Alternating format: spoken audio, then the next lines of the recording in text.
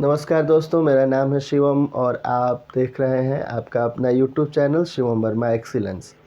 दोस्तों, आज के इस वीडियो लेक्चर में हम एक नया विषय शुरू करने जा रहे हैं और वो विषय है भारत का संविधान। ये जो इंडियन कॉन्स्टिट्यूशन सब्जेक्ट है, ये जुडिशरी की जितनी परीक्षाएं हैं उसमें असिस्टेंट प्रोसिक्यूटर ऑफिसर की परीक्षा में, IAS PCS की परीक्षा में और ऑल इंडिया बार एग्ज़ाम जो होता है उसमें, इन सब के लिए बहुत ही महत्वपूर्ण है। बाकी कॉम्पिटिटिव एग्ज़ाम्स जो भी GS बेस्ड हैं उनके लिए भी इम्पोर्टेंट है और ये एक ठीक ठाक पोर्शन जो है कवर करता है, यानी ठीक ठाक नंबर दिला के जाता है। इसलिए क्योंकि इसको याद करना उतना कठिन नहीं होता और चीज़ों को समझ के याद करके और बढ़िया नंबर लाया जा सकता है। तो इसीलिए इस वीडियो लेक्चर को आज मैं शुरू कर रहा हूं और क्लासेज लगातार इसकी चलेंगी, मैं अपलोड करूंगा। इसमें हम जो सिद्धांत हैं इंडियन कॉन्स्टिट्यूशन के उसको तो पढ़ेंगे ही, इसके अतिरिक्त उसके साथ साथ जुड़े हुए केस लॉज जो हैं, जो इम्पोर्टेंट है जुडिशरी की परीक्षा के लिए, उनको भी हम देखते चलेंगे। तो बिना समय ज़ाया किए हुए चलिए शुरू करते हैं हमारा विषय भारत का संविधान। दोस्तों, जब हम भारत का संविधान पढ़ना शुरू करते हैं तो सबसे पहला प्रश्न यही होता है कि संविधान क्या है। तो हम आज की क्लास यहीं से शुरू करेंगे, जानेंगे कि संविधान क्या है।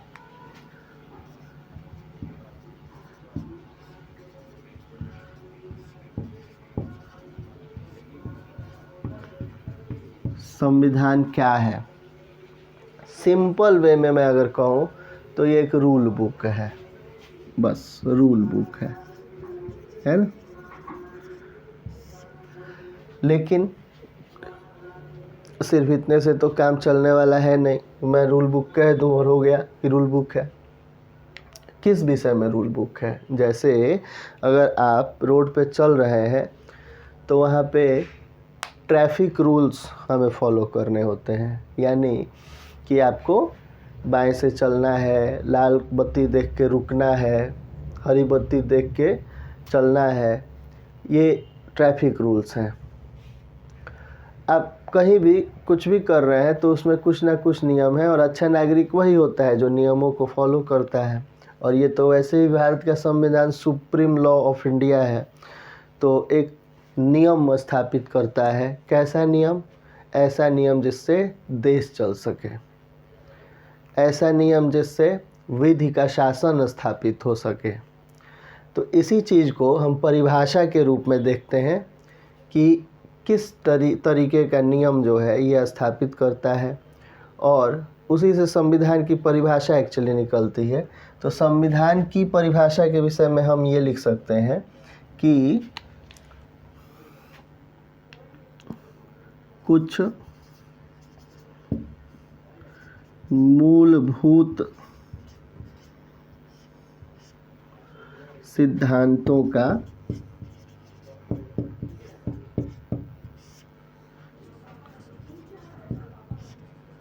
ऐसा संग्रह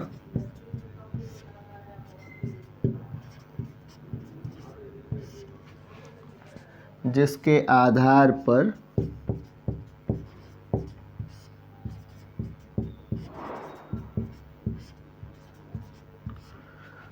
राज्य का निर्माण होता है, राज्य का निर्माण, और इसमें एक और चीज़ जोड़ लीजिए, एवं राज्य व्यवस्था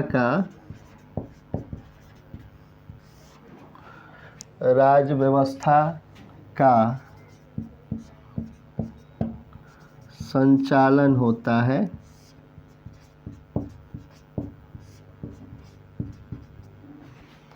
संविधान कहलाता है।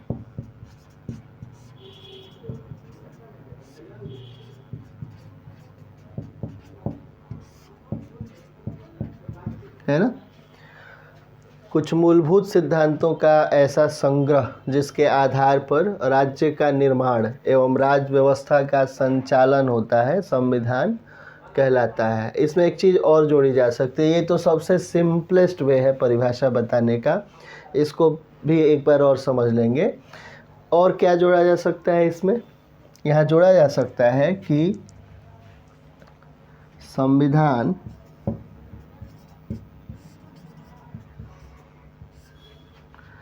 शासन के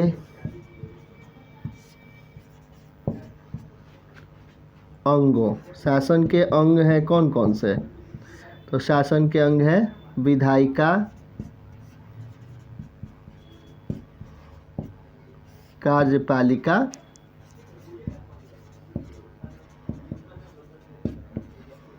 और न्यायपालिका। विधायिका, कार्यपालिका एवं न्यायपालिका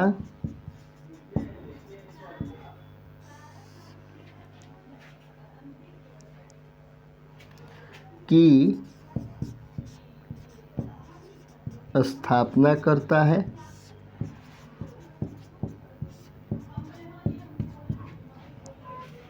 एवं उनके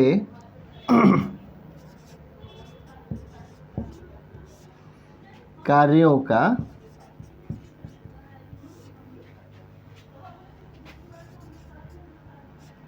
सीमांकन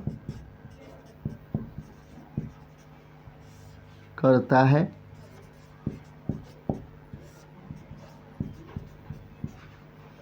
है ना? ये अभी देखिए, ये जो है एक फुल एक परिभाषा हो गई। मैं थोड़ी सी और चीज़ इसमें जोड़ देता हूँ तो थोड़ा और क्लियर हो जाएगा और तब उसको और विस्तार से समझेंगे। देखिए यहाँ जो है हम ये जोड़ सकते हैं कि यह राज्य एवं उसके नागरिकों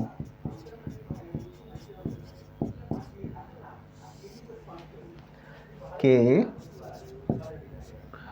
पारस्परिक संबंधों का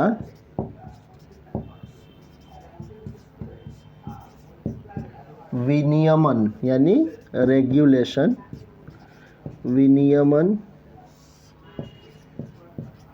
करता है। ये एक पूरी की पूरी परिभाषा है। आप कॉपी लेके अगर बैठे हैं तो नोट कर लीजिएगा अथवा स्क्रीनशॉट ले लीजिएगा, है ना।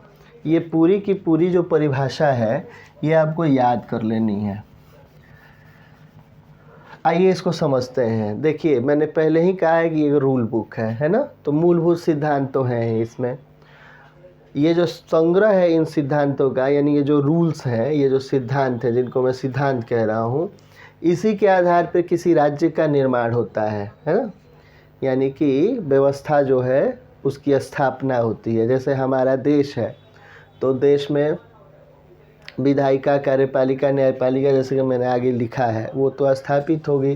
प्रधानमंत्री होंगे, मुख्यमंत्री होंगे, राष्ट्रपति होंगे, गवर्नर होंगे, ब्यूरोक्रेसी होगी। ये सारी चीज़ों को विनियमित करने का काम ये करता है ना।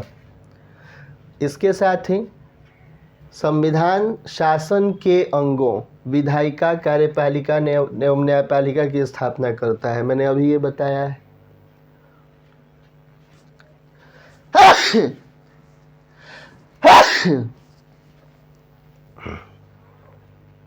स्थापना करता है एवं उनके कार्यों का सीमांकन करता है ना। विधायिका क्या करेगी, उसकी सीमा कहाँ तक है कानून बनाने की। कार्यपालिका की सीमा क्या है, लागू करने की। न्यायपालिका की सीमा क्या है, उसको देखने की कि कहाँ पे क्या गड़बड़ हो रही है। विधायिका अगर कोई कानून बना रही है तो वो संविधान के दायरे में है कि नहीं है। कार्यपालिका उसको लागू कर रही है कि नहीं, यानी उसको फॉलो करने में कुछ गड़बड़ी हो रही है, उसको यानी ऊपर एक गार्ड की तरह बैठ के देखने का काम न्यायपालिका का है ना। यह राज्य की एवं उसके नागरिकों के पारस्परिक संबंधों का विनियमन करता है संविधान। रेगुलेशन करता है। राज्य और नागरिक, इन दोनों के संबंध, क्या राज्य नागरिकों के अधिकारों का अतिक्रमण कर रहा है? क्या नागरिक राज्य को क्षति पहुंचाने के फिराक में तो नहीं है? अगर हैं तो उनको कैसे रेगुलेट करना है? यानी आपसी जो संबंध है राज्य और नागरिक के, इसको रेगुलेशन देने का काम, इनको रेगुलेट करने का काम भी संविधान करता है। कैसे? तो देखिए, मूलभूत अधिकारों के बारे में आपने सुना होगा, मूल अधिकार जिनको कहते हैं, है ना, फंडामेंटल राइट्स। तो फंडामेंटल राइट्स क्यों बनाए गए हैं? इसलिए कि राज्य जो है ये जान पाए कि नागरिकों के अधिकार क्या है और उनका अतिक्रमण नहीं करना है। और अगर अतिक्रमण करता है राज्य, चूँकि राज्य क्या है, राज्य एक पावरफुल संस्था है और जिसके हाथ में पावर है वो कुछ भी कर सकता है? नहीं कर पाएगा। क्यों नहीं कर पाएगा?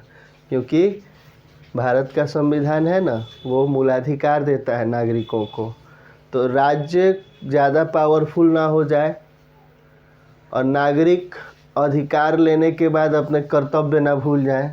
मौलिक कर्तव्य भी तो हैं, तो मौलिक अधिकारों के साथ मौलिक कर्तव्य भी जुड़े हुए हैं। इन सबको अलग अलग पढ़ना है हमें। भाग 3 में मूलाधिकार हैं, भाग 4A में मौलिक कर्तव्य हैं। तो उन सबको भी हमें पढ़ना है और ये जानते हुए कि राज्य और नागरिक जो हैं आपस, अगर राज्य बिना नागरिकों के राज्य नहीं है ना, ये एक ही सिक्के के दो पहलू हैं, राज्य और नागरिक। तो राज्य जो है ये अपने नागरिकों के साथ कोई ऐसा बर्ताव ना करे। अब बताइए, उत्तर कोरिया है, किम जोंग उन है वहाँ पे राज्य और नागरिकों के बीच क्या संविधान है? संविधानवाद है क्या? वहाँ संविधान है ही नहीं, तो संविधानवाद कहाँ से होगा? अब उनके पिताजी की डेथ एनिवर्सरी थी तो हुक्म जारी हुआ कि रोना है, और जिसके आँख से आंसू नहीं गिर रहा होगा उसको फांसी की सजा दे दी जाएगी। बताइए। अब वहाँ पे अब ये राज्य है कि क्या है पता नहीं। लुई 14वां आपको मालूम होगा, मैं ही राज्य हूँ और मेरे शब्द ही वो हैं, कानून है। तो ऐसा नहीं है, यहाँ पे कानून संविधान है, कोई व्यक्ति नहीं। इसी पे आगे हम लोग अभी इसी को पढ़ेंगे कि विधि का शासन क्या है और व्यक्ति का शासन क्या है। संविधान एक काम और करता है, ये विधि का शासन स्थापित करता है ना। अभी उसको भी समझेंगे। तो ये नागरिकों के पारस्परिक संबंधों का विनियमन करता है, यानी कोई किसी के अधिकार का अतिक्रमण ना करे। राज्य भी अपनी जगह रहे, नागरिक भी अपनी जगह रहे, दोनों ठीक से रहे, कोई किसी के अधिकारों का हनन ना करे, अतिक्रमण ना करे, और इनको विनियमित करने का काम भी संविधान करता है। तो अब मैं तो ये समझ के चलता हूँ कि आप समझ गए होंगे। अगर आपको दिक्कत हो रही है तो वीडियो को फिर से उसको बैक करके फिर से देखिए, शायद समझ पाए। यानी अभी अगले स्लाइड में फिर और क्लियर हो जाएगा कि मैं कहना क्या चाह रहा हूँ। संविधान की परिभाषा आप समझें, इसको नोट डाउन करें, और अब आइए आगे बढ़ते हैं और थोड़ी चीज़ों को समझते हैं।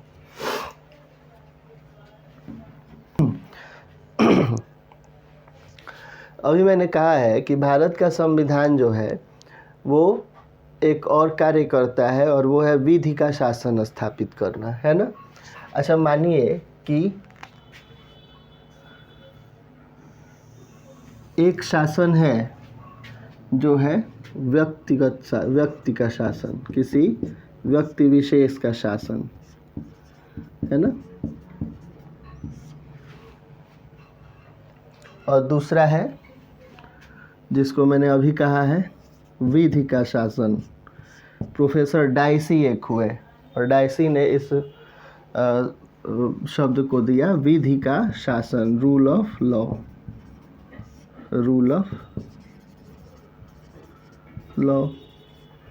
व्यक्ति का शासन है, इसमें व्यक्ति ही सारा कुछ है, विधायिका है, कार्यपालिका है, न्यायपालिका है, उसका जो मन करेगा वो करेगा। जैसे लुई 14वां कहता था ना कि मैं ही राज्य हूँ और मेरे शब्द ही कानून है ना।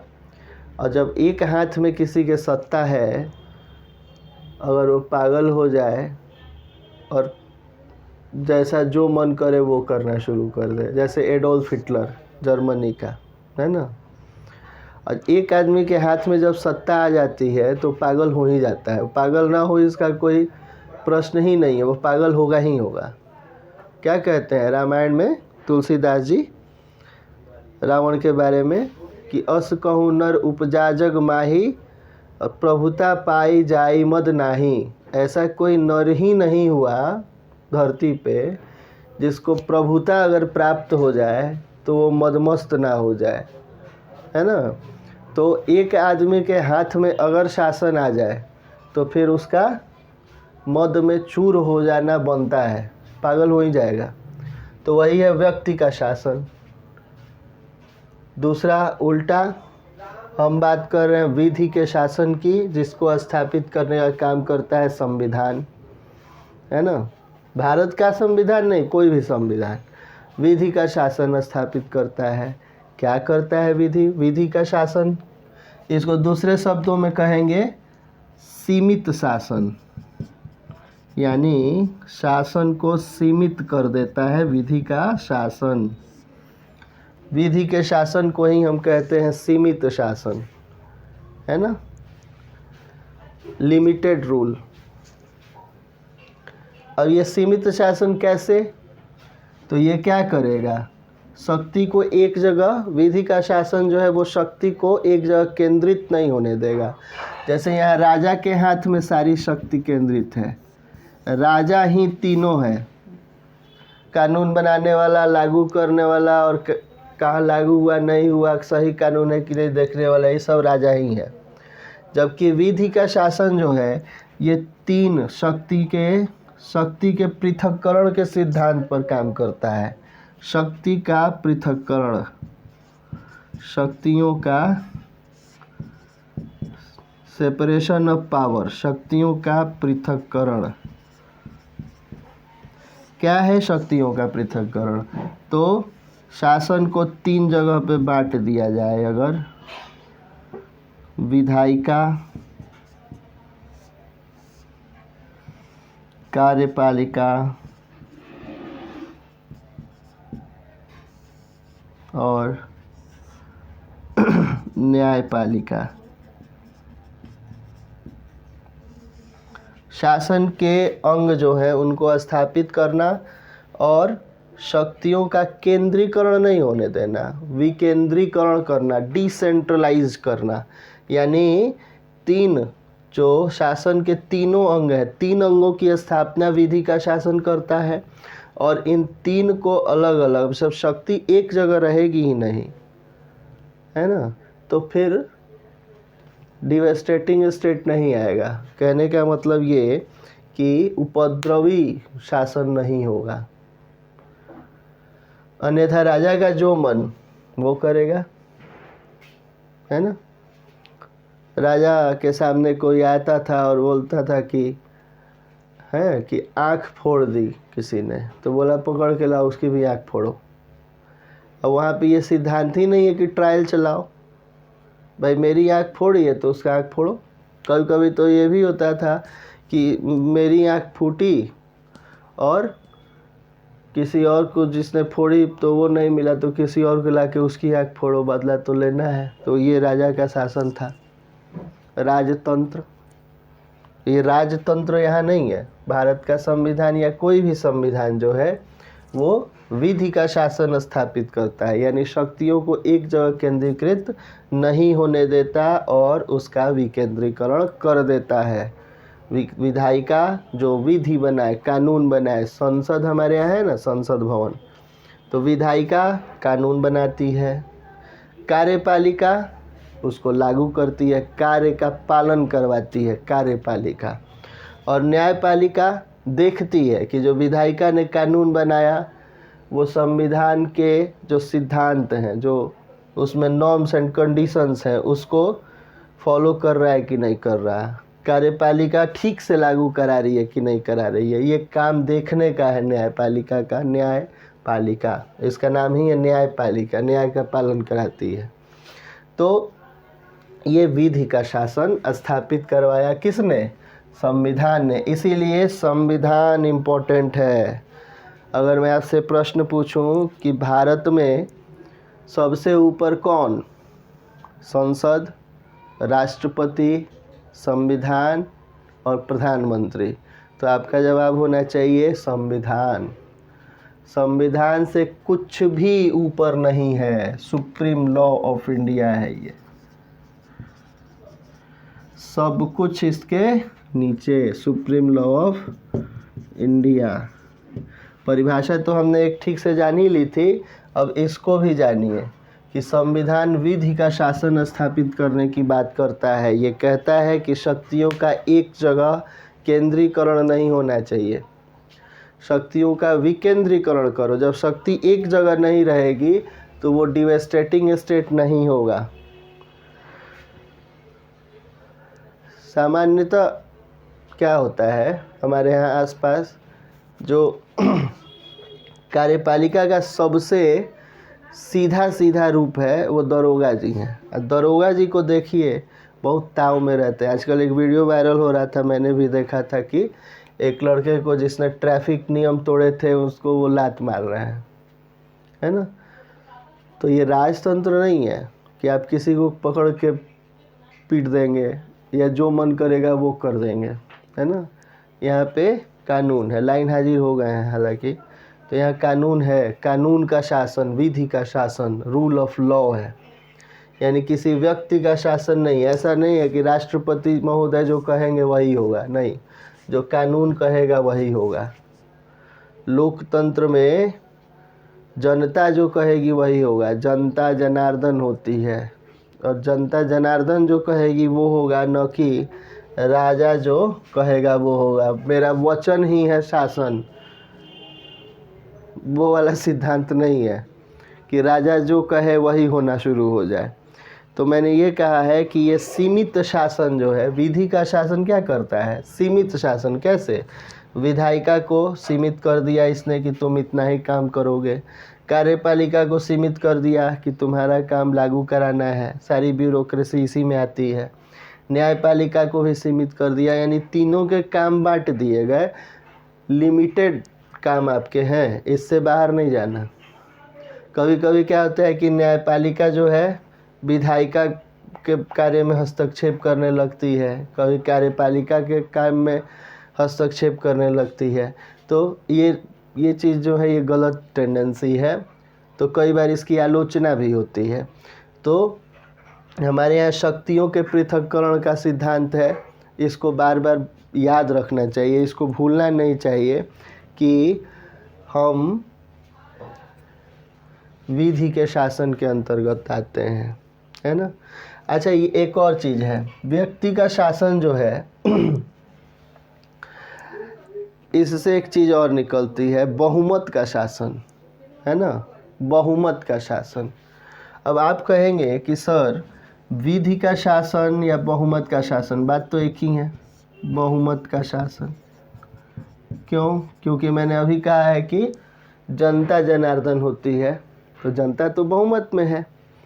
तो इस चीज़ को ध्यान रखेंगे, बहुमत का शासन का अर्थ कभी भी जनता जनार्दन वाले कॉन्सेप्ट से मत लीजिएगा। विधि का शासन है लेकिन बहुमत का शासन नहीं है। कुछ दिन पहले एक इलाहाबाद हाई कोर्ट के न्यायाधीश महोदय थे और उन्होंने ये कहा कि बहुमत जो तय करेगा वो होना चाहिए, क्योंकि बहुमत के हिसाब से देश चलना चाहिए। अब ये अजीब बात है भाई, बहुमत अगर कहे कि किसी अमुक दुकान को लूट लो तो फिर तो वही कानून होना चाहिए, है ना। जैसे बांग्लादेश में क्या हुआ, बांग्लादेश में बहुमत ने कहा कि सरकार को गिरा दो, जबकि सरकार लोकतांत्रिक सरकार थी, सारा कुछ था, फिर भी वहाँ लोग जो हैं वो इकट्ठा हुए और उन्होंने सारा कुछ जला दिया, पार्लियामेंट जला दिया, सब कुछ ख़त्म कर दिया। तो वहाँ बहुमत का शासन। तो अगर विधि का शासन होता तो ये लोग मन बढ़ुआ नहीं होते, बहुमत का शासन बहुत खतरनाक चीज़ होती है। तो बहुमत का शासन नहीं, विधि का शासन, ये क्रैश कर जाएगा बहुमत का शासन विधि के शासन के सामने। बहुमत का शासन कभी भी विधि के शासन की तुलना में सही नहीं है। हमने एक कानून बनाया जिसको कहते हैं संविधान, और संविधान जो कहेगा हम उसके हिसाब से चलेंगे, है ना। संविधान के बाद ही संविधानवाद आता है, एक शब्द संविधानवाद, कॉन्स्टिट्यूशनलिज्म, संविधानवाद, वाद है इसमें, वाद, मानव से मानववाद बना है, मानववाद, मानवतावाद। कहने का मतलब ये है कि हम मानव हैं, और मानव का जो मानवीकरण है, यानी कि मानवीय दशाएं जो हैं उसके हिसाब से चीज़ों को व्यवस्थित करना मानवतावाद है ना।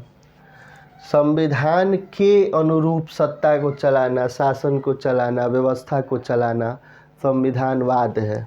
यानी हर देश में संविधान हो, ठीक है, लेकिन संविधानवाद हो ऐसा ज़रूरी नहीं है।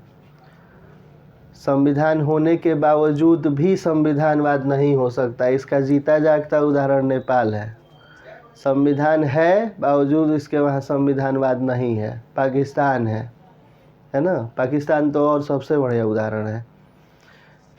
संविधान नाम मात्र का है, बाकी सत्ता वहाँ व्यक्तिगत ही है। आर्मी चीफ जो कहता है वही होता है, सेना जो कहती है वही होता है। वहाँ विधि का शासन नहीं है, व्यक्ति का शासन है। हम क्या फॉलो कर रहे हैं? संविधान को, और संविधान को फॉलो कर रहे हैं, इसलिए विधि का शासन हमारे लिए इम्पोर्टेंट है। और ये विधि का शासन क्या करता है? सीमित शासन को सीमित करता है, शक्तियों का पृथक्करण करता है। ये कुछ इम्पोर्टेंट फैक्ट्स हैं जो आपको याद रखने हैं। अब इसके आगे कुछ हमें ऐसे फैक्ट्स लेने होंगे जो परीक्षा की दृष्टि से महत्वपूर्ण होते हैं। जो मैंने अभी जो बताया ये तो परीक्षाओं में पूछा ही जाता है, लेकिन बहुत कम मात्रा में पूछा जाएगा उतना, लेकिन फैक्ट्स जो हैं वो तो बहुत ज़्यादा पूछे जाते हैं। ये एक सामान्य जानकारी है कि संविधान क्या है, क्या करता है ना। ये एक आप स्टूडेंट होने के नाते इन सब चीज़ों को याद रखना पड़ेगा। अब अगली क्लास जो हमारी होगी उसमें हम समझेंगे कि हमारी संविधान सभा जो थी, संविधान जब हमारा बना तो उसका इतिहास क्या था, कहाँ से संविधान सभा बनने की बात शुरू हुई, और कहाँ से कब हमारा संविधान बना, संविधान सभा बनी तो उसमें क्या चीज़ें थी। इन सारे फैक्ट्स को हम अगली क्लास में जानेंगे। आज के लिए इतना ही। बने रहिए क्लास के साथ। क्लास रोज़ मैं कोशिश करूँगा अपलोड हो जाए, और रोज़ आप देखिए और पढ़ते रहिए, ज्ञान बढ़ाते रहिए। धन्यवाद।